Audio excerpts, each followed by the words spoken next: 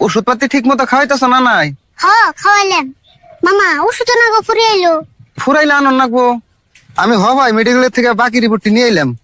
মামা রক্ত পরীক্ষার রিপোর্ট কি ব্যাগ আনছো?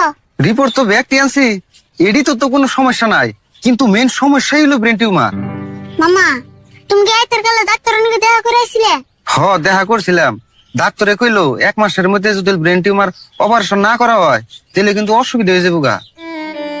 1 মাসের কথা হইছে? এদিনকার না গো 2 মাসের কথা কইলো।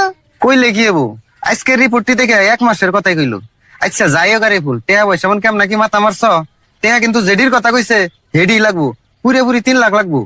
মামা আর কোন থেকে জুয়ার করি বাড়ি বিটে বন্দুক দিয়ে যেতে পাইছিলাম, এটি তো রিপোর্ট করতে শেষ হয়ে গেল গা। কে তোমার বাপের বকলে না বলে গেছিলে? তোমার বাপে কি কইলো? আব্বার কি কইবো, আব্বারে চলা জুলুম। আব্বা কামলা দিয়ে যেটা পাই চালটা কিনতে শেষ হয়ে গেল। দেহ রে ফুল, তোমরা যে এতটা জোগাড় করবা তার তো কোনো রাস্তা দেখতাছি না। আর তোমাকে যে একটা ভালো গার্জেন আমি তাও দেখতাছি না। তারপরে আমি যেটা পারতাছি সেটা তো করতাছি। আমি এখন আর কি করা হারি কও?